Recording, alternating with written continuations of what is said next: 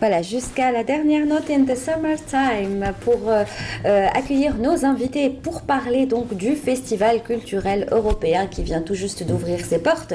C'est vrai que l'ouverture a été grandiose avec l'artiste Bombino que vous connaissez certainement, qui était venu déjà chanter ici en Algérie. Ça faisait 3 ans qu'il n'était pas venu en Afrique et voilà qu'il a fait son grand retour. Et à ce qui paraît, ce concert a connu un grand succès auprès du public algérois et algérien. Et justement, ce n'est pas encore terminé puisque le festival vient tout juste de commencer. C'est un festival donc qui va s'étaler sur plusieurs jours, dans plusieurs villes, histoire de faire plaisir à tout le monde.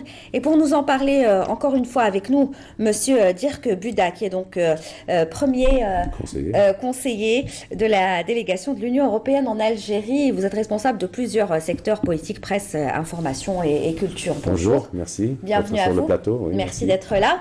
Et avec nous également un invité, Mehdi Elias Bab Hammer, qui est donc violoncelliste. Voilà, bonjour, merci pour l'invitation. Et qui nous vient d'Italie. D'Italie, Rome. De Rome.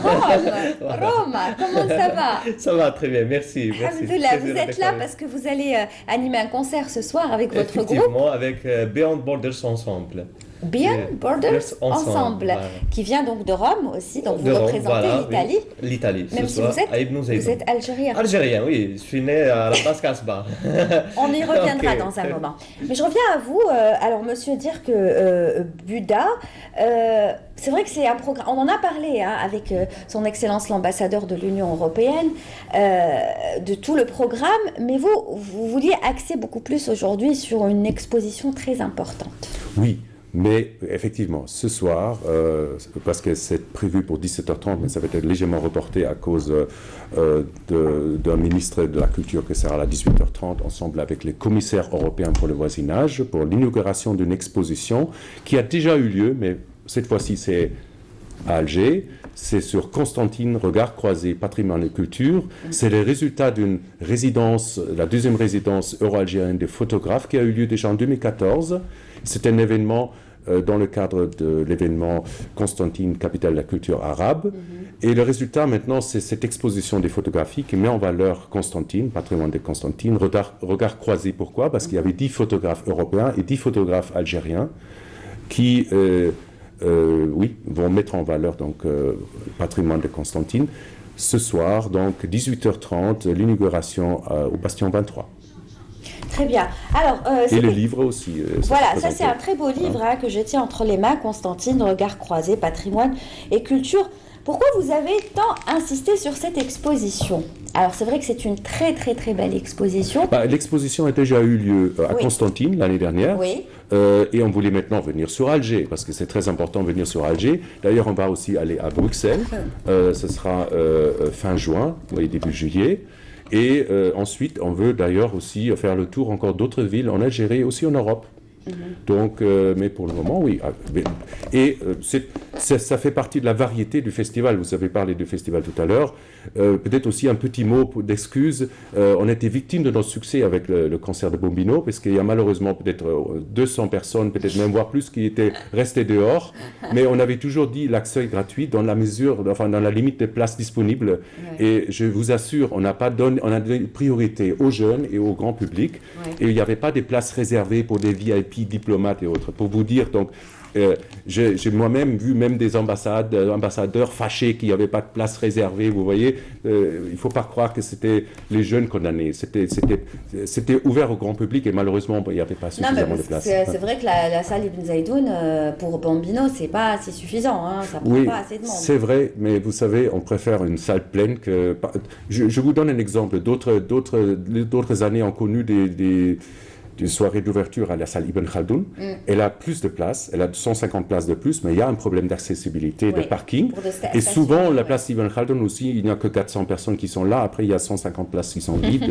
C'est toujours difficile. Il faut bien calculer. Oui, il faut bien calculer. Essayer de faire plaisir à tout le monde. Alors, pour ce festival culturel européen, c'est vrai qu'on parle de cette exposition à ne pas manquer, à ne pas rater. Oui.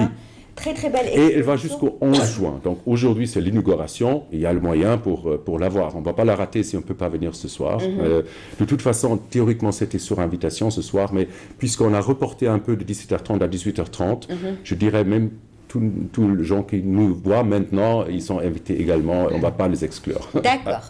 Alors, on aura compris, cet après-midi, l'inauguration donc, de cette exposition, Regards croisés Constantine, Regards croisés patrimoine et culture.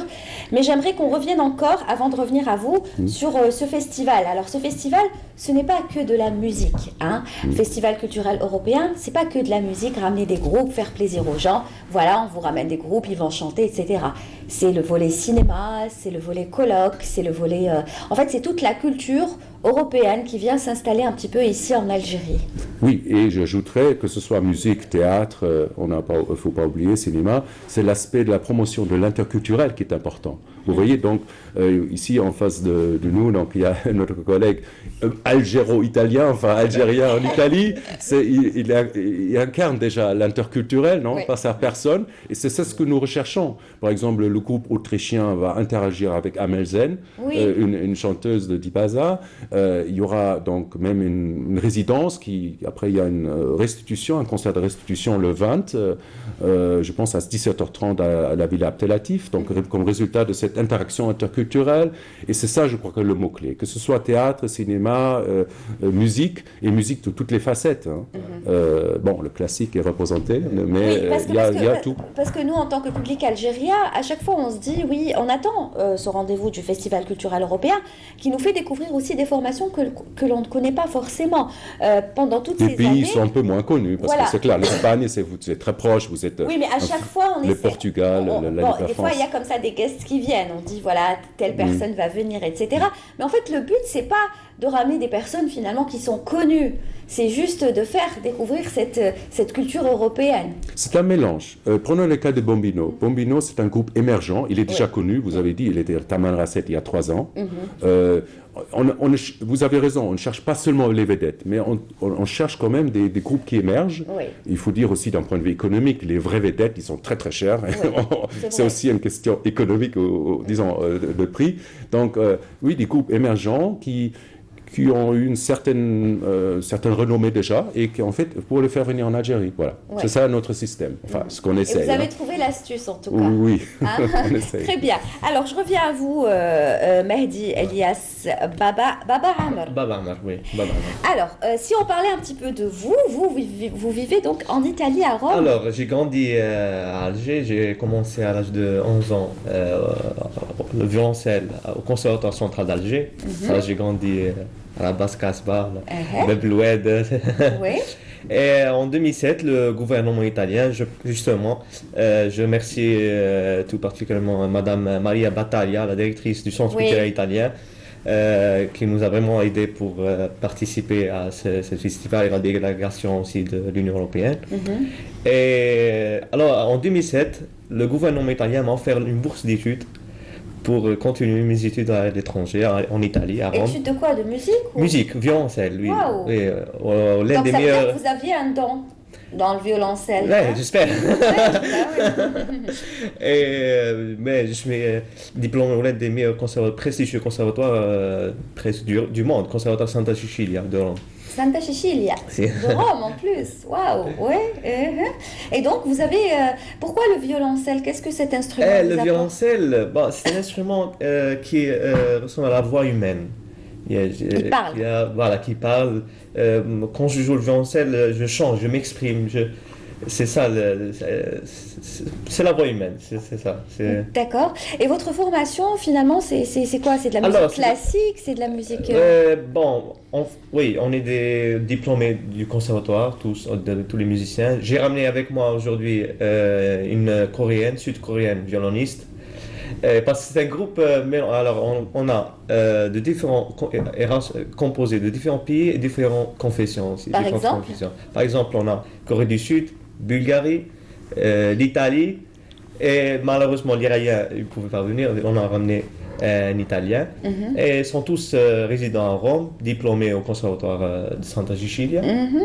Et on fait aussi de la musique méditerranéenne, traditionnelle méditerranéenne, pour c'est-à-dire que c'est vous qui donner un message de paix. C'est bien ça. C'est le moment, je pense. Oui, mais est-ce que c'est vous qui composez ou est-ce que vous reprenez des standards et des classiques? C'est traditionnel, ça fait partie du patrimoine des pays, je pense, de la Méditerranée. Oui, parce que quand on dit violoncelle, on pense souvent à de la musique classique, universelle. C'est vrai. Mais moi, non, il faut sortir de cette idée. Mais je pense, oui, il faut un peu mélanger, il faut jouer du tout, il faut s'ouvrir à d'autres styles, d'autres cultures. Donc il n'y a pas de chant, c'est que de la musique. C'est que de la musique, c'est que de la musique. Mais pourquoi vous n'avez pas pensé à inclure le chant? Peut-être plus tard, oui, on va penser. Vous avez un groupe là-bas, mis à part celui-là, dans lequel il y a peut-être du chant? Quatuor classique, musique classique. Mais c'est dommage, vous n'avez pas ramené de CD, vous n'avez pas ramené dommage, ouais, vraiment. On aurait aimé écouter un petit quelque chose. Juste pour venir ce soir. Ouais, il faut venir voilà, bien sûr, il faut venir parce qu'il y aura beaucoup de rythmes, beaucoup de mélodies de différents pays de la Méditerranée. D'accord, donc il y aura quoi comme instrument ce soir? Alors, le violoncelle, l'alto, et le luth, luth baroque, et les percussions. Voilà, ça promet d'être très intéressant. Il manque juste le chant. Ouais, c'est votre violoncelle qui va chanter. Si vous m'invitez la prochaine fois, je vais ramener. D'accord, et vous ne vous êtes pas mis au chant? Ça ne vous intéresse pas de chanter? Non, ça n'a rien à voir avec. C'est vrai, parce que vous êtes en Italie, et l'Italie, on connaît que c'est les sopranos. J'ai pas une bonne voix peut-être pour eux. Vous n'avez peut-être pas essayé, moi je pense que vous avez une bonne voix. On va peut-être inviter Amel Zen.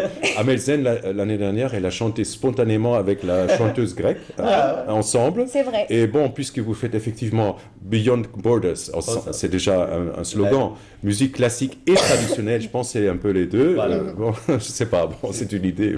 Bah oui, voilà, monsieur qui donne des idées sur le plateau, pourquoi pas, il va falloir essayer. Faire quelque chose, suivre des oui, cours. elle va chanter déjà avec les Anglais et aussi avec les Autrichiens, pourquoi pas alors. Très bien, c'est ce qu'on souhaite. Voilà. En tout cas, c'est ça la culture et c'est ça le partage. Le but du festival aussi. C'est le but. C'est ça. Ouais. Ça, on ne cessera jamais de le rappeler, c'est qu'il faut On partager. va faire un appel à elle. Voilà. On fera un appel. Donc, on revient donc au programme d'aujourd'hui. Donc, d'abord, cette exposition, l'horaire exact 18h30. Contrairement à ce qu'on avait dit, c'était 17h30 dans le catalogue. Non, c'est 18h30. 18h30, où ça? Au Bastion 23. Au Bastion 23, Palais des Raïs. Et jusqu'au 11 juin encore. Un endroit magnifique. Déjà rien que le Bastion 23, ça vaut la peine d'aller le visiter. Donc avec cette exposition, c'est doublement, ça vaut doublement la peine. Donc c'est jusqu'au 11 juin, jusqu'au mois de Ramadan. Finalement, vous allez pouvoir en profiter de cette exposition. Et puis le concert de ce soir, à ne pas rater, avec Mehdi Elias Baba Amr et son groupe, n'est-ce pas, qui vous promet des surprises. Plein de surprises. Plein de surprises. On pourra danser sur votre musique? Bien sûr, oui, c'est... oui, bien sûr. Il y aura le toucher de Zidane, par exemple. On va jouer le toucher de Zidane. Ah bon? Oui. Carrément. Donc finalement, les gens que vous connaissez qui font partie de votre groupe, vous leur avez appris un petit peu ce que c'est la musique traditionnelle algérienne? Oui. C'est pour ça, j'ai pris des musiciens qui sont vraiment, qui aiment la diversité, qui veulent vraiment s'ouvrir vers d'autres styles. Alors, vraiment, vous allez voir, c'est de la classe. Et vous parlez italien, c'est bon maintenant. Parfaitement. Parla italiano. Sì, l'italiano perfetto. Abbiamo parlato italiano tra noi. Il est On sympa. parlait parce qu'il parle très très bien l'italien. Ah, monsieur Oui, aussi, oui. très Oui, bien, pas de problème. d'accord. Alors, je sais pas, lancez un message et dites-nous en italien, voilà, venez tous nombreux ce soir, vous n'allez pas le regretter. Prego, lo dica lei o dico io? Tu. Allez-y. Allora, vi aspettiamo tutti stasera alle ore 19 a Sala Nuseidun. Così, grazie. Vi aspettiamo tutti, mi raccomando. Portate tutti, i genitori, nonni, no? Qu'est-ce qu'il a? Ramenez les grands-mères, les grands-mères. Ramenez tout le monde. Tout le monde, voilà. Ah, il est trop sympa, trop Merci, sympathique. c'est gentil. Merci beaucoup en tout cas d'être Merci venu à ce vous, soir. merci à vous. Bon concert, bon spectacle. On viendra vous applaudir et j'espère que ça se passera bien. Alors je vous laisse dire un dernier mot, monsieur Dirk Buda. Écoutez, l'exposition c'est une chose, mais le festival continue jusqu'au 21, donc j'espère que tout le monde est au rendez-vous toutes les soirées à l'Ibn Zaidoun et ensuite c'est ça aussi à l'Ibn Khaldoun et aussi évidemment en dehors d'Alger dans les autres villes. Oui, on a cité Annaba par exemple, Oran et puis d'autres villes. Oui, Tizi Ouzou. Voilà, Tizi Ouzou, pour ne citer que celle-ci. Merci beaucoup en tout cas, merci. D'être venu. À très très bientôt et on rappelle donc le concert ce soir À 19h À 19h, à la salle Ibn Zaidoun. Amusez-vous, c'est un Algérien qui vit en Italie, donc rien que pour ça, allez-y, vous allez voir, en plus il est super, super sympathique et talentueux. Merci. Allez, et la prochaine fois, vous ramenez votre CD, hein, comme ça on Inch'Allah. va écouter l'extrait. Avec plaisir. Hein? Et il sait chanter, parce que quand il parle italien, ça chante déjà. Donc, D'accord, voilà, vous vous mettrez au chant. Merci beaucoup. Allez, tout de suite, je vous propose de regarder un extrait de l'émission Visite, la wilaya de la Rouat. Et on se retrouve juste après avec Naïma Hamani.